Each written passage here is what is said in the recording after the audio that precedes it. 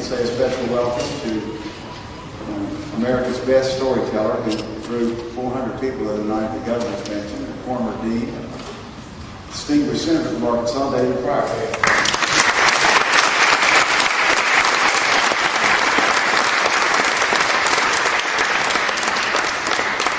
We're honored tonight to have a great program.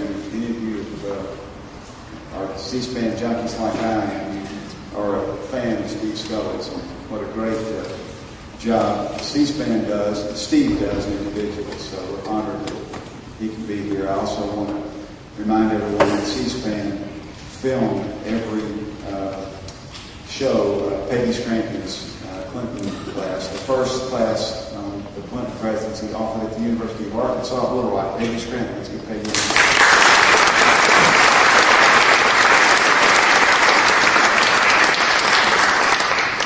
To introduce our speaker today is one of our Class 1 students, an outstanding young man, a native of Bowie, Maryland, a graduate of Florida A&M University with a degree in journalism, with a great future ahead of him.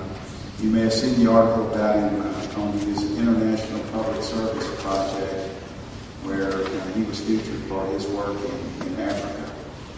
He's done an incredible job here. He was one of the co-chairs of the recent conference we had of 21st Century Presidential Schools about racial, ethnic, and religious reconciliation. Would you all please welcome Malcolm Clark?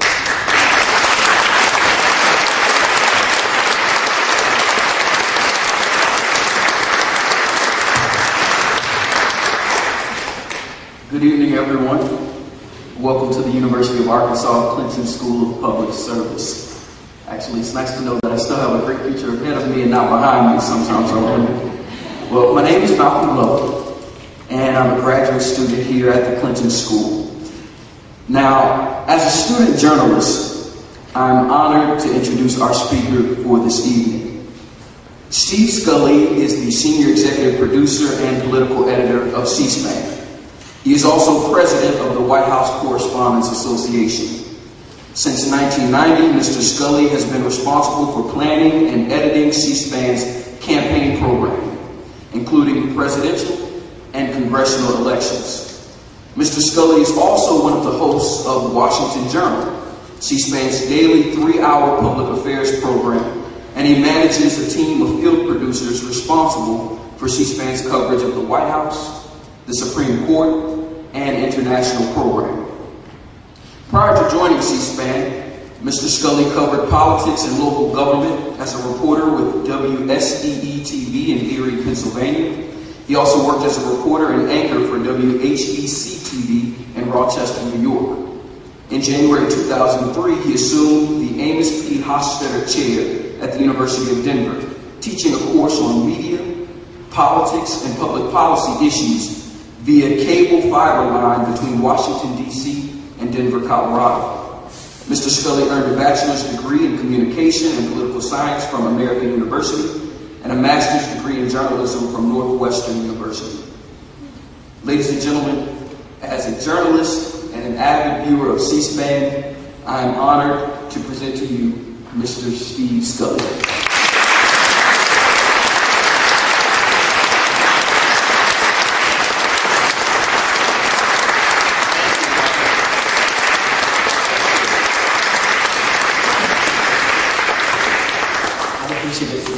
I am so glad to be here with Senator Mark Pryor's father. Thank you very much for being here.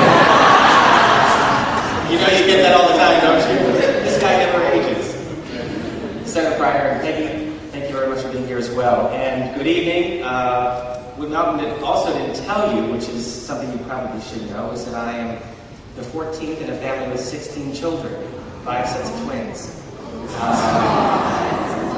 And my parents used to come down through Little Rock as they visited friends in Missouri, and they never came to the Clinton Library. And my dad's not with us now, but I'm sure my mom's going to come down and visit this beautiful facility. So thank you all for having me. There is some late news today, though, by the way. I don't know if you've seen this from the campaign trail, but former New York Mayor, this is true, New York Mayor Rudy Giuliani came out defending Newt Gingrich on his admission that he had an affair while leading the Clinton impeachment investigation. So if you think of it, that's when you know Republicans are in trouble, when a guy with 3 marriages and an affair is defending another guy with 3 marriages and 2 affairs. So they can team up and beat a Clinton.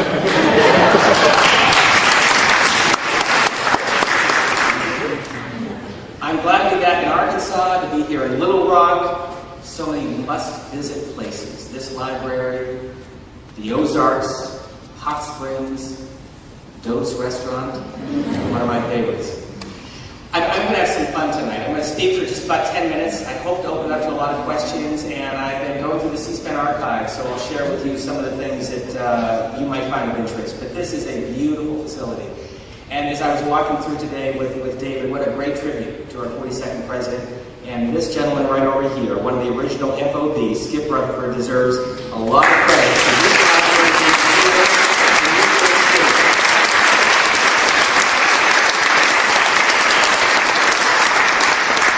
because we all know he could have gone to any location, but Bill Clinton came home, and Skip Rutherford is one of the reasons why Bill Clinton came home. What a great facility. You know, Winston Churchill once said that politics is almost as exciting as war and often quite as dangerous. In a war, though, you only get killed once. In politics, as Senator Pryor knows, you die many times. But then you get resurrected. I know Carl Rove was here a couple of weeks ago. The #1 download on cspan.org, which means on average about 50,000 people wanted to hear what Carl Rove had to say at this library and museum. It's important to know what the other side has to say. I think Carl Rove is really and truly one of the brightest political minds, regardless of how you view his politics that we have today in America. Now, a little bit about C-SPAN. We are in 92 million homes. We have a dozen websites, and we have a radio station here nationwide on XM radio. We get about 6 cents per month per cable subscriber. We're not funded by the government. We don't take advertising, and it's all the brainchild of Brian Lamb, who you see many times. As a matter of fact, tonight in Washington, they're celebrating 7 employees who have been at C-SPAN for 25 years. I haven't been there quite so long. But as I stand here tonight, I'm reminded of another gathering that took place just about a year ago. And it's a gathering that teaches us the lesson in politics. The event was the CPAC conference. Now, CPAC is a Conservative Political Action Committee event, and back in 1979, a former governor, who was then 68 years old, was thinking about running for president yet again. Ronald Reagan spoke to a gathering of about 200 people. And of course, over the years, CPAC has become one of those must-attend events in American politics for the Republicans. Last year, they heard from a very attractive senator from Virginia, former governor, former member of the House, former state legislator in the same seat that Thomas Jefferson held in the Commonwealth of Virginia. In fact, there's a big cover story in Washingtonian magazine that if you put George W. Bush and Ronald Reagan in a blender, you end up with George Allen. Very attractive candidate.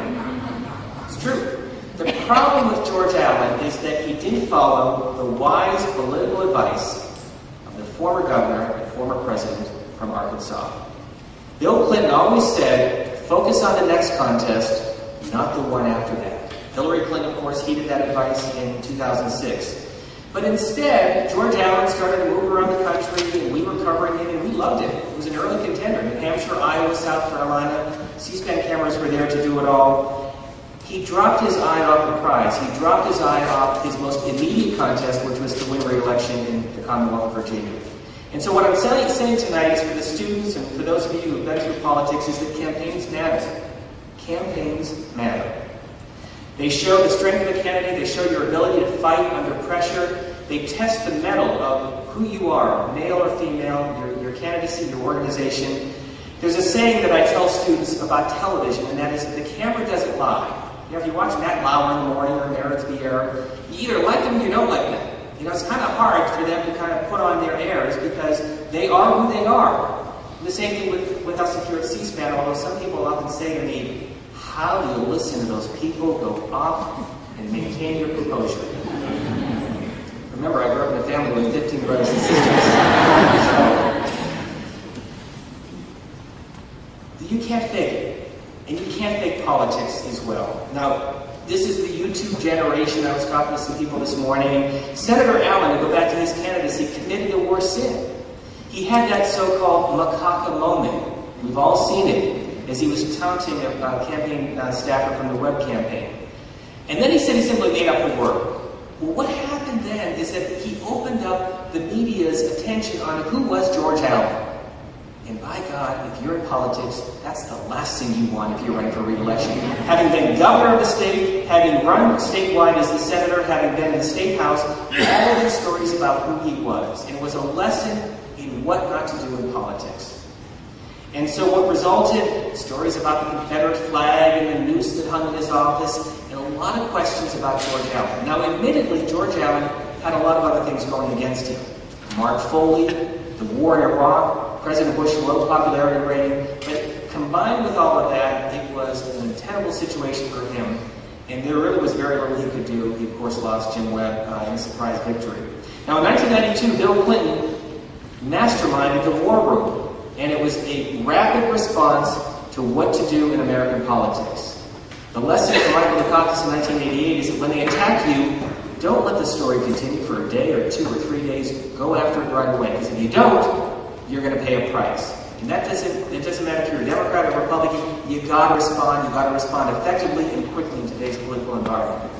So campaigns matter. Now, the other thing is, in any political race, whether you're running for mayor of Little Rock, Arkansas, or whether you're running for governor or president, if there is an incumbent on the ballot, the challenger needs to do 2 things. 1, convince the voters that he or she is not up to the job, that they're not listening to your concerns, that they don't care about you, that they're out of touch, that they're corrupt. Now, if you're indicted as, was it Edward Edwards that said that in politics you're in trouble only if you're caught in bed with a live boy or a dead woman? I think it's something like that. I'm not sure if I paraphrased that correctly. But the second thing you need to do is, once you convince voters that he or she is a bum, not up to the job, then you've got to be the credible alternative.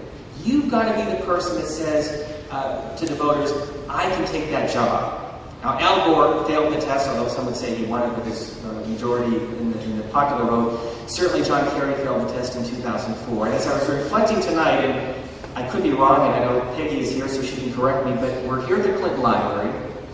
Bill Clinton was able to do that in 1992. He was preceded by Reagan, who was able to do that over Jimmy Carter in 1980, and preceded by Roosevelt over Hoover, and before that, Wilson over Taft. So it was a remarkable feat that Bill Clinton was able to do what he did in 1992 when George Herbert Walker Bush a year before was at 90% approval rating. And yet one of the greatest ironies of American politics is that one of the truest, most genuine friendships today in American politics is George Herbert Walker Bush and Bill Clinton. Partisanship aside, I can tell you I've been in settings with the 2 of them. It's a genuinely warm, sincere friendship, which also proves that you can have enemies and adversaries, but you don't take it personally. And Bill Clinton wrote the book on that. The other point that I wanted to emphasize is that in any campaign, there's a certain window in which the American voters, or the voters of Arkansas, or the voters of Little Rock, will say, you know what, I can see that person in the job. And in 1980, a week before the election, the polls showed a remarkably close race between Ronald Reagan and Jimmy Carter. Reagan was ahead, but not by a huge margin, 1 or 2 percentage points. There was only one debate in 1980, Cleveland, Ohio, 1 week before the election. And it was in that debate where you had Ronald Reagan say, there you go again, and you had Jimmy Carter almost looking smaller, and Reagan kind of overpowering that charisma that came through. It was over. The next day, the poll showed Carter ahead, or Reagan ahead, he won on a landslide. So that was the moment. That was late in the campaign. In 1992, it was a little bit different. If you look at the polls, they kind of moved around a little bit, but after that first debate, the American people sized up George Herbert Walker Bush and Ross Perot, the little guy from Texas, and Bill Clinton. And they said, you know what, we can see Bill Clinton as president. There was not one thing that Bush could have done in 1992 that really would have changed the dynamics. You talk to people in the Clinton campaign, and sure they had some rough goings, but by the middle of October, it was over in 1992. So, for any candidate, you want to make sure that you make a good first impression, that you respond effectively to the charges put forth against you, and that you pass the test that I am a credible alternative, that I can carry on the responsibilities of whatever the job is that you're trying to see. Now, the 2006 midterm elections historically, as we've seen, with the second term of a second president in the second year has been horrible. And what we saw in 2006 was pretty typical of that historic pattern of the party of power losing seats. Now, Bill Clinton broke that jinx in 1998, but that was an anomaly. What happened in 2006 with the Mark Foley scandal, with the war in Iraq, was pretty typical. Now, the Democrats will face the same fate. If a Democrat is in the White House in 2008, and the Democrats keep control of the House and the Senate in 2010 or 2012, we'll be back here again talking about the Democrats. Somebody said to me that it took 40 years for the Democrats to become corrupt, arrogant, and it took the Republicans only 12 years. So, what is this election all about? This is truly one for the history books. It is the first time since 1928 where we have had a completely wide open race. You don't have a Democratic or Republican presidential or vice presidential candidate on the ticket. And so what's happening now is the Republicans are sizing up candidates like Rudy Giuliani. Who would think that the former mayor of New York, 3 times married, with a record that is pro-gay rights, pro-abortion, and pro-gun control, would be leading John McCain? But it shows you that the Republicans are surging. I'm not saying Rudy Giuliani is going to be the nominee. I honestly have no idea who the Republicans will nominate. But it shows you that this volatile situation out there, that even a Mike Huckabee or a Mitt Romney, depending on where he stands on the issues, will run a credible campaign. The first campaign that I really started to focus on was Jimmy Carter. I was in high school at the time. Jimmy Carter stayed in our house when he was running for president. I have a plaque because we went to the White House January 20th, 1977. As a matter of fact, if you go to the Jimmy Carter Library in Atlanta, Georgia, there is a picture of Jimmy Carter shaking hands with a peanut. Well, the peanut costume was me. And it was the ugliest 1970s sweater you'd ever imagine. And I showed that to Jimmy Carter because he was coming to Pennsylvania, and there was in my hometown they had called a Planter's Peanut Shop, and they had a costume in the window. And one advance person said, "What a great idea. We'll have you come down, we'll shake hands." It was all over the national press. Here Jimmy Carter lands in Erie, Pennsylvania, shakes hands with Mr. Peanut. That was my claim to fame. But in 1976, Jimmy Carter won the New Hampshire primary and was able to go through February, March, April. He didn't nail down a nomination until June of 1976. This is a very different environment in 2008 because you're going to have Iowa, New Hampshire, Nevada, South Carolina. This race will be over with Governor Schwarzenegger now announcing that California will have its primary on February 5th. It's going to be over before it even starts. By this time next year, we will know, I think, who the Democratic and Republican nominee will be. So there's still time for you to enter the race December 5th. What do we have in the race when we talk about Giuliani? We talk about Mitt Romney, the former First Lady, the Senator from New York, who by all accounts is the front runner on the Democratic side. But she hasn't nailed it down either. Because you have a very attractive candidate, Barack Obama. What a great race for the Democrats to have a woman and an African American leading the race. You have John Edwards, who clearly is hoping that one of those two will stumble. He has the organization in place. And you have Chris Dodd and Joe Biden and many others out there who are pounding the pavements. Thank God that they're out there because I guess the program we put on the air every night on C-SPAN. And I think, you know, on the Democratic side, anything could happen. Hillary Clinton, again, has the organization and the money. But if this race is about turning the page, is it about turning the page and going back to the Clinton years? Does Hillary Clinton offer another alternative? Or is it about going with somebody very different, like a Barack Obama? And that's for voters to decide. The one thing I will tell you is that campaigns matter, and that Americans love their politicians who are fighters. That's what they admired about Bill Clinton, not only during his race in '92, but also during the impeachment. I was reading some of the excerpts of Dale Bumper's speech on the Senate floor in the library. People love a fighter. They didn't see that in Michael Dukakis. And quite frankly, I don't think they saw that in John Kerry in 2004. Now, I know Karl Rove was here a few weeks ago, and regardless of what we think of what he stands for politically, he is a very shrewd public official and a very shrewd political mind. And he was at Troy University in Alabama about a week ago, and we were carrying it on C-SPAN radio. He said something that struck me. He said that you can't talk down to voters, because if you do that, it's the kiss of death. And then he said this.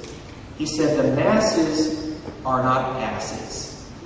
And he's right. If you try to do that, you're going to lose. The American people are very smart. They see through everything. They saw what was happening in 1998, and they saw through that. They will see through any phoniness on these candidates. And I'll show you an excerpt of something with Joe Biden, because I brought some of the C-SPAN archives. But they want the genuine, real thing. That's what they liked about Ronald Reagan. Whether you liked him or didn't like him, they just thought, here's a guy that we can connect to. Now, for 30 years, we've been covering these races. We did it long before the YouTube generation came about. And the one thing that I've learned in following these politicians is that they do it for the noblest of reasons. I have yet to meet a politician that goes into public office that says, I want it because I want to make money. There are a few that get into office and then become corrupt. But I've yet to meet somebody who does it for the reasons of personal gain. It is a noble profession. But if you're going to run for office, or if you're going to run for a campaign, a couple things that I'd suggest that you do. First of all, be honest with yourself, and be honest with others. And have a little fun along the way, because you shouldn't take it so seriously, but these are historic times. And as I looked at what we're dealing with today, we've got the war in Iraq, we've got an election with yet another peaceful transfer of power that will take place on January 20th, 2009, which is a remarkable part of what our democracy is all about. One of my favorite quotes comes from Ronald Reagan. In 1985, it was a cold and blustery day, so they moved the inauguration inside the U.S. Capitol. And in the speech on January 20th, 1985, he said that history is a ribbon, always unfurling. History is a journey. And so what I say is grab onto that journey, because these are exciting times. It's exciting for me to be covering this race, to interact with public officials, and to really see what this country is all about, to be able to come to facilities like this. And if you decide that you're going to run for public office, do so for the right reasons and have some fun along the way. So when I say have fun along the way, I want to take you back to 1984, and then I'll open it up to questions. One of my classic moments is, as you heard from my introduction, that I teach a class at the University of Denver, and we try to get young people excited about politics. And I remind them about the second debate in 1984, when Walter Mondale was kind of looked like he might, cut into Reagan's lead. There was a question after the first debate whether Reagan was with it, was he kind of losing it? And so in Kansas City, Missouri, is it Neil? Okay, we're going to roll clip number 1984. This is from the second debate, October 21st. I want to raise an issue that I think has been working out there for 2 or 3 weeks and casting it specifically in national security terms. You already are the oldest president in history. Some of your staff say you retired after your most recent encounter with Mr. Mondale. I recall yet that President Kennedy had to go for days on end with very little sleep during the Cuba Missile Crisis. Is there any doubt in your mind that you would be able to function in such circumstances? Not at all, Mr. Truitt, and I want you to know that also I will not make age an issue of this campaign. I am not going to exploit for political purposes my opponent's youth and inexperience.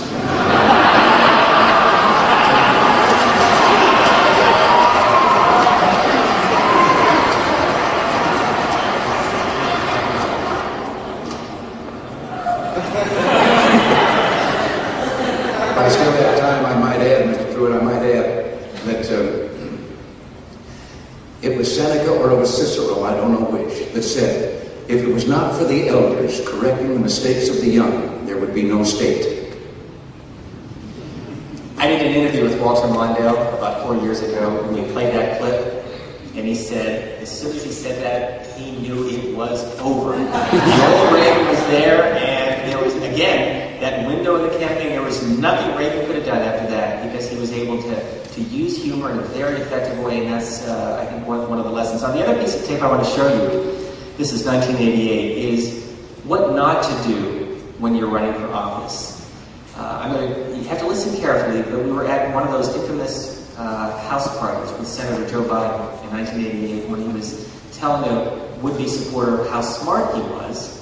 And then we're going to follow that with the announcement in New Orleans of a young senator from Indiana who became George Bush's running mate. So if we could roll 1988 election.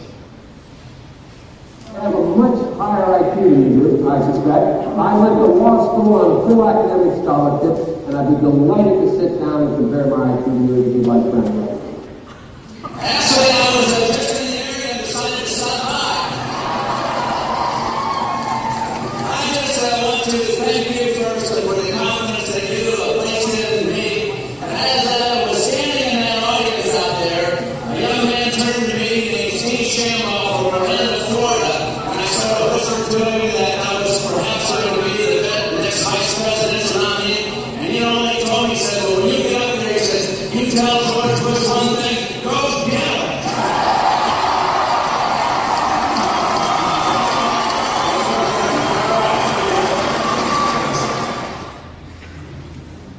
And then there's what I think. Can you go all the way down to Coulter? Because you never know. Can you scroll down? It's the very last one. You never know what will come out of the mouths. Oh, and I was going to have a few comments on the other Democratic presidential candidate, John Edwards, but it turns out that you have to go into rehab if you use the word faggot. So,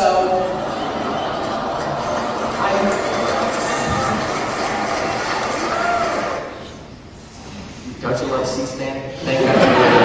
The only cameras there. I have some more, but let me open up the questions, as I'd rather have a conversation than just stand here and give a speech. So, the floor is yours. We're happy to take questions from the audience. I'll just start things off. We talked a little bit about the road to the White House. Yes. Whoever ends up winning will have to deal with the White House press corps. Now, it's my understanding that you're president of the White House Press Correspondents Association.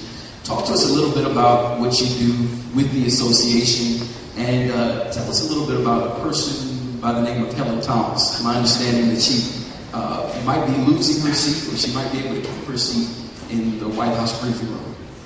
Well, I have some news to report to you. Yes, I am the president of the association. Campaigns matter. John Roberts of CBS News and I were running for the same seat. He never asked anyone to vote for him, and I asked everyone, so I wanted to be lost. So there you go. It's like Tim O'Neill told a great story about how he was campaigning for a House seat, and he used to cut the lawn of this woman who lived next door to him, and midway through the campaign, he said, "You going to vote for me?" And she said, "Well, you didn't ask me." And he said, "But Mrs. O'Malley, I've been here cutting your lawn every year. I've been helping you bring in the groceries." And she said, "You know what? It's nice to be asked." So anyhow, I can tell you tonight that Helen Thomas will keep her front row seat in the White House briefing room. And I can tell you why I decided to do that. It's simple math. There are 7. You would think, by the way, this issue that has just dominated the blogs. There are more important things, but it's obvious to me how important this is to so many people, including Helen Thomas, who cried when I called her Friday evening and told her that she was going to keep her front row seat. Helen Thomas has been covering every administration since John Kennedy. She has a special place, I think, and we discussed whether or not she should move to the second row. And as I told somebody, she's not going to elbow. She's going to the second row, not the first row. But I understand the first row is significant. And we also gave her a brand new workspace. One thing I'll give this administration a lot of credit for. They understand the significance of the institution of the presidency. George W. Bush took it upon himself to update the Situation Room, which has not been updated prior to John Kennedy. Back in, I mean, they had made, some changes, but the physical layout, it's a remarkable room if you go in there now. And they've also upgraded the briefing room. They completely gutted the briefing room. I had a chance to walk into the basement the other day. The old pool that was used by FDR all the way to Lyndon Johnson. And I was walking through with a retired Secret Service agent who worked in the Kennedy administration. He looked at me with a wry smile and said, "If he falls, we're talking." But the Bush administration, to its credit, has decided to completely gut the briefing room. We're going to move back in early June, and so because of the new configuration, there are 7 seats across. CNN is the next one up. Helen Thomas, at the age of 87, who still covers the White House every day, will have her front row seat. And then at some point, if she decides to retire, then Fox will move up. But that was a decision made on Friday, and Icon's going to stay. The floor is open for extra questions, and we have microphones. Yes, right there, right up front. I have a question about the candidate that Ann Coulter referred to. Yes. I heard Edward speak during the campaign in Memphis. It was a short kind of package campaign speech. Then I got to hear here at the Clinton Library give an amazing, impressive, substantive speech on poverty in New Orleans. So my question is, have you seen growth in Edwards since then? Oh, absolutely.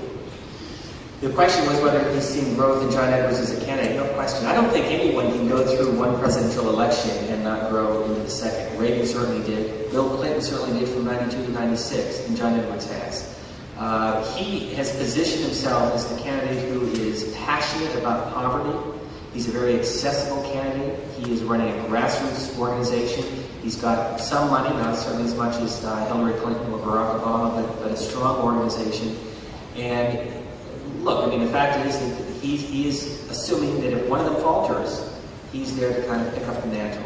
And I don't rule him out. He very well could be the nominee. It just depends on, circumstances and the way of the electorate. The one thing, as I said about the primary process is because it's so front-loaded, New Hampshire becomes even more important. Because how you do in New Hampshire will then indicate how well you can do in Nevada. And then you've got what is not Super Tuesday, but what I call Super Duper Tuesday, because you could have 20 primaries on that day. And if you don't have an organization and money, how can you compete in New York and California and not 18 other states? But I view him as a very credible candidate, and yes, he has grown significantly, I think. Yes, right here. And then we'll go over here. I was wondering about the Kerry campaign. You mentioned always responding to attacks. Why do you think they didn't respond to this curriculum? I have no idea. And I thought the same thing back then, because I thought to myself, these are the same people who went through the Dukakis campaign in a different level back in 1988. But I think they felt that he had defined who he was. Let me show you, if we have it here, from 2004.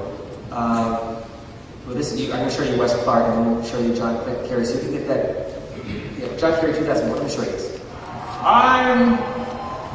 I'm John Kerry, and I'm reporting for duty.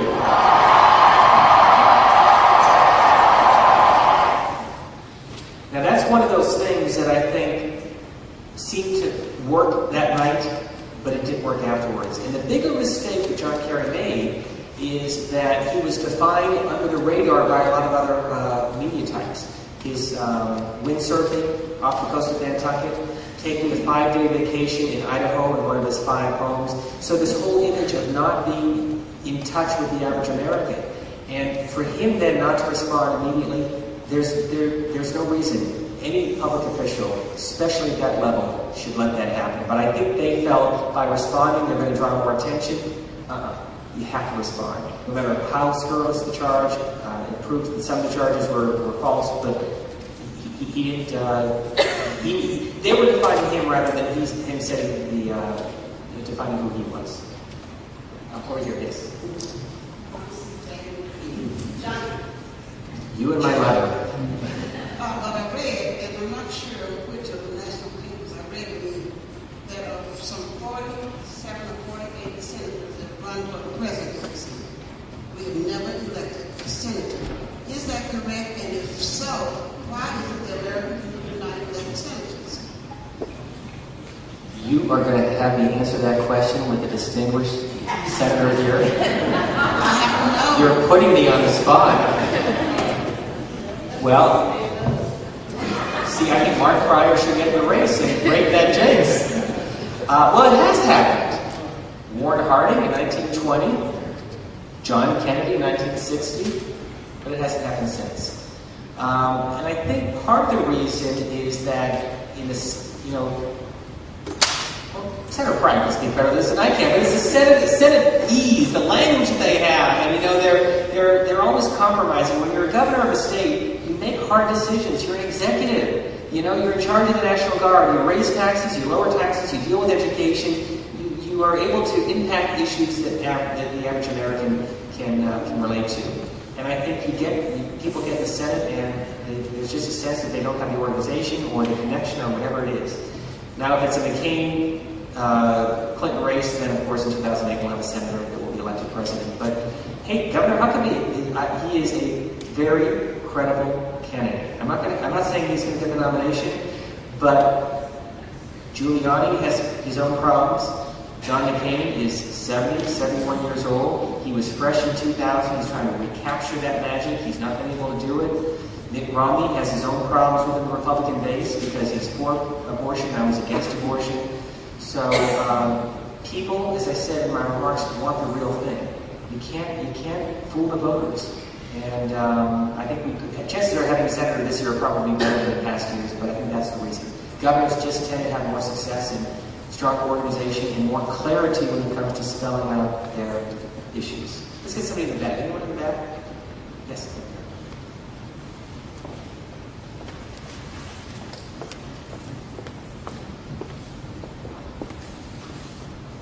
Well, being a long-time Clinton fan, of course, I'm for Hillary this upcoming election. Sure. But I've started to wonder about her. Maybe she's too polished with her message. She definitely knows what she's doing. She's very bright. She'd be great. But last week it kind of showed a little bit, I think, when General Pace came out, chairman of the Joint Chiefs of Staff, talking about homosexuals are immoral. Well, then she was asked about that. I believe it's on the Today Show or someplace, and she gave a very tepid response and said, "Well, I'll just let people make their own mind." And of course, that just set off a firestorm on the blogs. You talk about how the YouTube generation, we have the blogosphere out there now. My question for you, not only with Senator Clinton, but also Barack Obama, maybe some other candidates, because he had a very tepid response to that. Are they too polished right now, due to YouTube and blogosphere, to give these kind of not very clear responses? They want to appease everybody, but they're trying to win the nomination. So how can they win the nomination if they're not going to take a tough stance on something like this, which means a lot to a lot of Democrats? We got very upset over General Pace for this. Well, the one thing, first I'll say, and I told this to Senator Clinton, who I admire and respect, is that she should not give up her day job because she's not a very good singer. And she knows that. Speaking of YouTube, with her singing the national anthem. And we were in New Hampshire with her, and she made fun of that. I think you have to be consistent. And as I said earlier, if who you are comes through, the voters will make up their own mind. So my advice to Senator Clinton is the same advice I give to anyone running for office. Be the real thing. Speak from your convictions. Say what you feel. Nobody will fault you if you're consistent and you believe in what you say. They will fault you if they view you as a flip-flopper. And that, I think, is where you have some problems with some of the other candidates on both sides, Democrat and Republican. Mitt Romney is one clear example. You've got to define who you are. And if you make changes, look, public officials change their minds. There's an evolution. You're not the same personality you were 5 years ago. I mean, hopefully we all grow and change and learn and make mistakes and improve from that. But if you can defend it and explain it, then I think you're okay. If it seems calculated or seems too political, then I think the voters will say, you know what, just another Paul. And that's, they don't want that. Yes, right there, then back. Can you talk a little about Governor Bill Richardson? He has significant foreign policy and energy experience, and these are things that are really important to Americans, but he doesn't have a lot of name recognition. Do you think he's setting himself up to be a vice presidential candidate, or what's your take on his role? I don't think anyone runs for the presidency to be vice president, but sure, he could be a viable candidate. I don't know if there are personal issues with him that would hinder his candidacy, and I don't know. I mean, there have been stories, we all check out the blogs. But I think the larger issue is, for him, does he seem presidential. Now, does Dick Cheney seem presidential? I don't know. I mean, George Bush, I think, looks presidential. I think that was one of the issues that voters took in mind in 2000 against Al Gore. But I think with Bill Richardson, you know, he's not getting any traction. I mean, he's been out there campaigning. He's been in Iowa. He's been in New Hampshire. He is a governor. He's certainly foreign policy experience. Smart guy. Great story to tell. But for whatever reason, you know, people just, I mean, he could drop out of the race and set himself up. I think if he stays in the race and comes in 4th or 5th or 6th in New Hampshire, then I think the chances of being the VP are slim to none. If he gets out now, with that in mind, then I think he could be on the short list. I personally think that's one reason why Mark Warner of Virginia decided not to run, because by dropping out of the race, he doesn't have to raise the money, and if he doesn't run for the Senate, I think he could be on the short list as well as a VP candidate. So, we'll go over there and nice St. Patrick's Day green. That's okay. It's St. Patrick's month, you know. Yes, go ahead. I wanted to pick up on what I've heard you mention twice now about how the population of this country catches on and will vote with that in mind. And I'm curious if that is true, why was there such disbelief about the Iraq War? Why did people buy into what we were told? A lot of people did, and the people who did not buy into it did not get much press. What's behind that? And that's a question Helen Thomas talks about. As a matter of fact, why the White House press corps didn't ask the tough questions. You know, we're going to have to look through this through the prism of history over the next 5 or 10 years, because those of us in the press corps, we failed miserably. So did Congress. So did the intelligence community. So did President Bush. I think in the aftermath of 9/11, we were so shaken by what happened in this country, and the evidence seemed so convincing that Saddam Hussein had weapons of mass destruction that we wanted to believe it.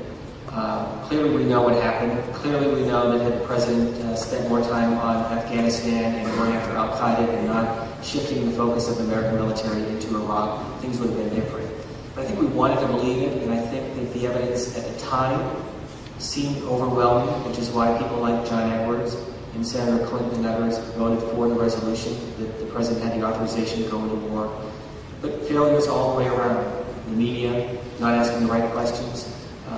I think it is a lesson that our generation and future generations needs to heed. And I can't understand why, after everything we've gone through with Vietnam, that we would have to go through this again. But we are where we are, and I think that's why this campaign is, again, about turning the page and getting out of Iraq, and then what happens next. But there's no question, a lot of mistakes and a lot of failures on a lot of fronts. I hope that answers your question. I'm not trying to dodge it. I don't know. I mean, the irony about the Iraq War is that we don't really feel it. I mean, I talked to my parents and my grandparents, and during World War II, and some of you may remember that, you felt that war. I felt Vietnam because my brother was in Vietnam because of the draft. We're not feeling this. 3,100 Americans have been killed, over 50,000 Iraqis have been killed. And sure, we watch it on the news, and today's the anniversary, the 4th anniversary of the start of the war, but we don't feel it the way past, and maybe that's part of the problem. Maybe if there was a draft, maybe more people would have spoken up earlier. But it's going to take a little bit of time to really sort through all the failures all the way around, I think. Yes. I wanted to ask a question about the choice of vice president, because after all, that's the next in line to become president. And I just hope we don't ever have a Dan Quayle or a Spiro Agnew, you know. And is it because we have so many candidates now for president that we get to know them better, but you're saying that people drop out so that they can be selected? Well, what I'm saying about dropping out is that somebody was asking about Governor Richardson, is that if it looks like Governor Richardson, look, nobody knows who the VP nominee is going to be because the circumstances next year will be different than they are this year. Nobody would have thought that John Kerry would have selected John Edwards, and nobody would have thought George W. Bush would have selected Dick Cheney. I mean, here's a guy that was put in charge of selecting a VP, and he selects himself. And he jokes about that, so, I mean, that's just, but But I think what the fact is that if you're Bill Richardson and you're 6th or 7th in the polls and you've got very little money and no name recognition in the early primary states, do you stay in the race and hope that lightning will strike, or do you drop out gracefully with the hope that maybe you'll be on the ticket in 2008? And my point is that in terms of politics, if you want to do that, if you come in 7th in Iowa or New Hampshire, 6th or 5th, it is going to diminish your political capital for a Hillary Clinton or John Edwards to select a Bill Richardson, hypothetically, if that were to happen. I mean, the reason why John Kerry selected John Edwards is that he thought that he was going to be able to capture the magic of the race. But I got to tell you, one of the most brilliant political picks was Bill Clinton's selection of Al Gore, because it was so unconventional. And I'll never forget, I was here in Little Rock the day that they had announced. I took a flight the night before. We heard it was going to be the next day. And here you had, I think, the senator was at their residence. And they came on the second floor of the balcony. And you had Bill Clinton and Chelsea and Hillary Clinton and Al Gore and Tipper and their family. It's like, that's the ticket. It was fresh, it was different, it was credible, and people were able to picture Al Gore as vice president. You don't pick somebody from a neighboring state, but yet it worked. And so I think you could see that same thing happen in 2008. Dick Cheney was an unconventional pick, but it worked for George W. Bush, because the area that he had to convince voters that he was strong was national security and knowing the ways of Washington. And so by picking Dick Cheney in 2000, it made perfect sense. Selecting a VP, you don't want him to do him or her to do harm, and hopefully they'll help a little bit. John Edwards didn't help that much. He didn't hurt that much. Dick Cheney helped a lot. Al Gore helped a whole lot. Yes, in the back there. Sir, yeah.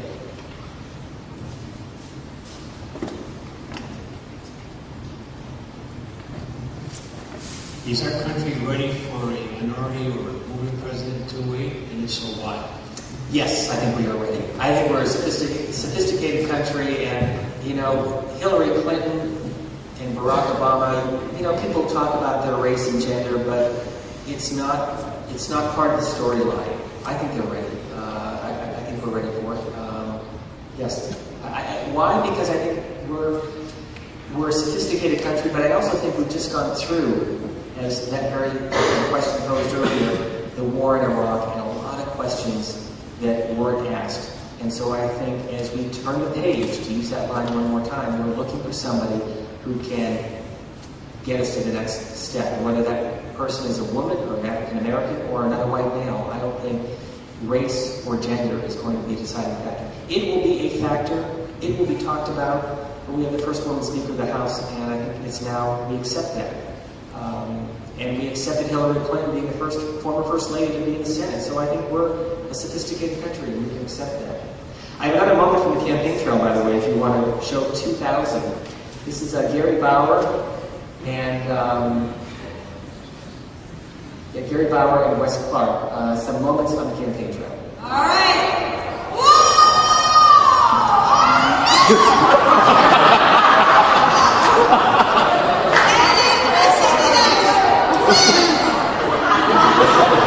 Of course I am. I'll beat the shit out of them.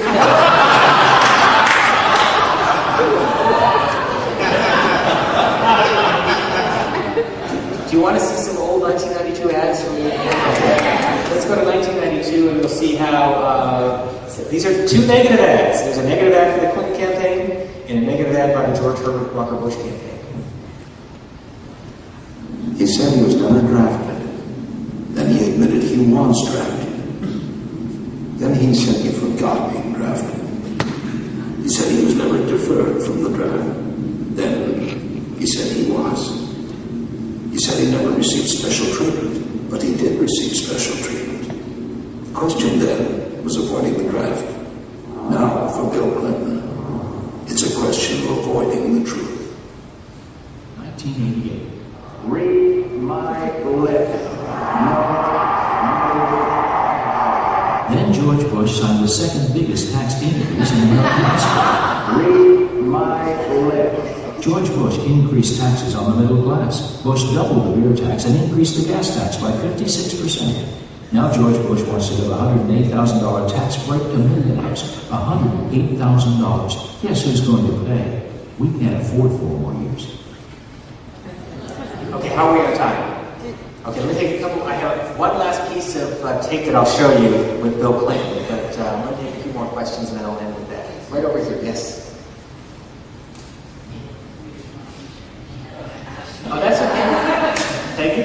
We'll take both of you. I was going to ask, how long is the news cycle in 2007, 2008? Well, in the last hour, we just went through 60 of them, so. That's what I'm thinking. If a candidate is not supposed to step on their own message, and if you want to respond promptly to any negative attack, how does the candidate plan their day? Well, I'll answer the question. I got to tell you, is you heard from Skip and others that Peggy did one of the most remarkable classes on the Clinton presidency. C-SPAN covered all of them, including Bill Clinton coming into class. And I still use that material. So thank you for all that you've done in trying to educate a whole generation of young people about Bill Clinton and his brand of politics. It's hard. It is a 24/7 news cycle. And it's a 24/7 internet blog. And I can tell you just from this whole Helen Thomas experience, within 20 hours, and I am not exaggerating, I received 1,845 emails at cspan.org for people asking me, keep Helen in the front row, we're going. And it's just because people are engaged in their politics. And that's great. I love that. I think that's important to have that kind of engagement in our society. But it is hard for a politician. I think, though, that in today's political environment, if you're consistent, if you have a simple message and you stick to what that message is, and don't stumble, as we saw with Hillary Clinton with her singing, and she jokes about it, but she was caught doing that, and that was the story for 24 hours. And the best advice that she did is what Reagan did in 1984. He made fun of it. People can relate to that. It's, you don't want to hear me sing, so except in the shower. But I think it's hard for a politician today on the national level to be able to kind of cut through all of that, because it's going to be the misstep, the Ann Coulter comment that's going to make all the news, and not everything else that she said. It's where we are today, and it's a fact of American life and a fact of politics. Scully, I've been told we have time for one more question and a final clip. Okay, so right up in front here. Thank you very much for speaking with us. My question is, politicians in the media, as a future candidate, what advice would you give in terms of relating to the media in campaigns? The advice I would give anyone is, if you're running for office, there has to be a reason why you're running. Ronald Reagan in 1980 was running because he felt that America's best days were ahead of us. Bill Clinton felt the same way. Bill Clinton gave a famous speech at the State of the Union talking about Benjamin Franklin. And as they were signing the Constitution after a very divisive debate between the spring and summer of 1787, he was looking at a chair and he was wondering if the sun was setting over America or the sun was rising. And he'd like to think that the sun was rising. It was that kind of optimism that I think people loved in Ronald Reagan, they admired in a John F. Kennedy, that they saw in a Bill Clinton. And I think they saw in George W. Bush in 2000, that that's what they want in a public official. They want somebody who's going to make them feel good, but also has a mission to take them somewhere else. Whether it's domestic issues or whether it's ending the war in Iraq, something that's going to allow them to feel good about themselves as a country. And it's the same thing that we look for in a government, it's the same thing we probably look for in your home country. So if you have a public official who is in it for the right reasons, has a core set of beliefs, you may not always agree with that elected official. That's okay, as long as you know where they stand. People didn't always agree with Reagan, but they knew where he stood on the issues. And that was his hallmark in American politics. And he had a lot of critics. George Bush has a lot of critics. Bill Clinton had a lot of critics, but they, for the most part, knew where they stood on the issues. And I think that if you do that and run a campaign that epitomizes that, I think you're going to be in good shape. Okay, let me show you some Bill Clinton tape from the C-SPAN archives. I'm sure glad Bill Clinton's not here, because I know I'm going to get in trouble, because this very first piece is Bill Clinton giving his nominating speech in 1988. So, with all forgiveness to friends of Bill Clinton,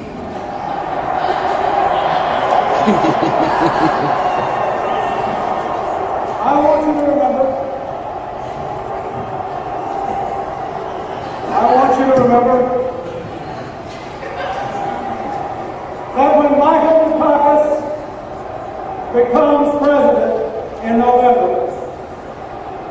The people of Massachusetts and this country will observe the 25th anniversary of John Kennedy's death. But his election will be a tribute to John Kennedy's life and legacy. When John Kennedy died, Abba Eban, the great Israeli statesman, said this one sentence: "Tragedy is the difference between what is and what might have been." Michael Dukakis has spent his whole life closing the gap between what is and what might have been. He'll stand and deliver for us. He'll build the bridge to tomorrow for us.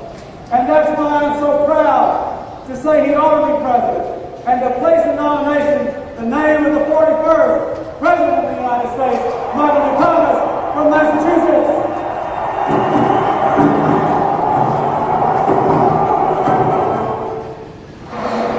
We're going to play?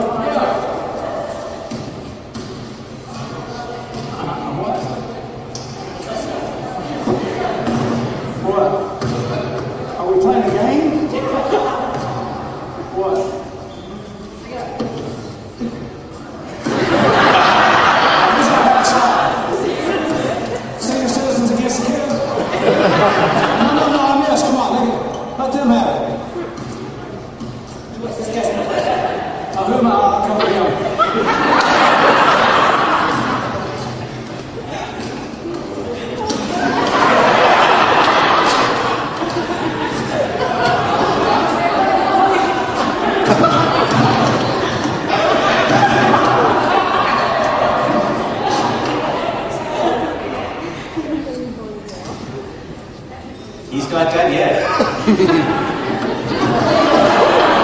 And he learned that here in Little Rock.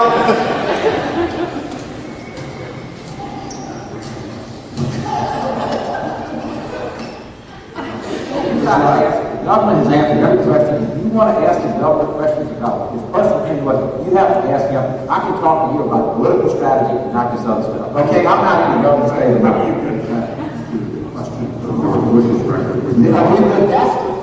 We are trying to do that, and that is why this letter was leaked, because that's what we were getting back to. Okay? Well, if I had the answer to that, believe me, we would go out and get right back to it yesterday. Yeah, I'm going to give you no answer. It was like one reporter said, when do you think we're going to stop asking you about Jennifer Fox? That is the best question I've got. No, we got this up to Jennifer Fox. That kind of future entered my life the night our daughter, Chelsea, was born. As I stood in the delivery room, I was overcome with the thought that God had given me a blessing my own father never knew. The chance to hold my child in my arms. Somewhere at this very moment, a child is being born in America. Let it be our cause to give that child a happy home, a healthy family, and a hopeful future. Let it be our cause to see that that child has a chance to live to the fullest of her God-given capacities.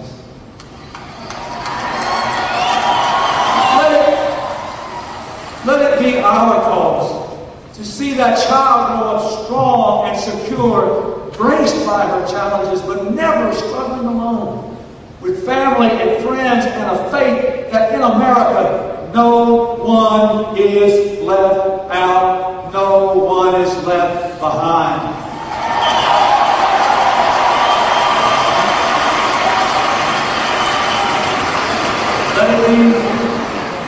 Let it be our cause that when this child is able, she gives something back to her children, her community, and her country. Let it be our cause that we give this child a country that is coming together, not coming apart. A country of boundless hopes and endless dreams. A country that once again lifts its people and inspires the world. Let that be our cause, our commitment, and our new covenant.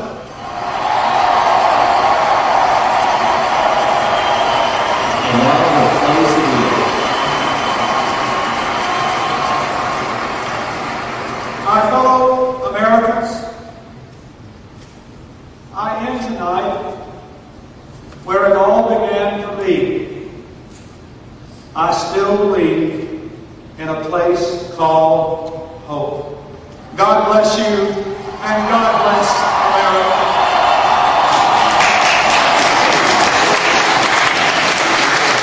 Thank you all. Appreciate it.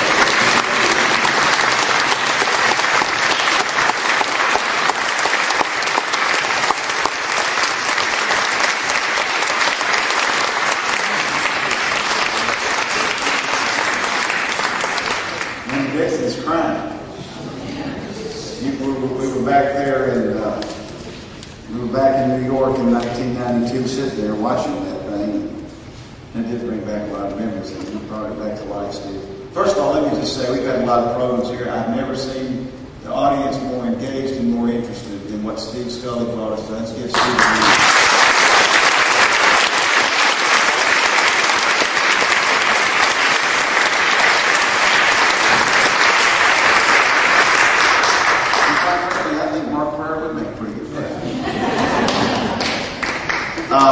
Okay, coming up Friday night, here, former Brazilian President Fernando Cardoso at the Clinton School.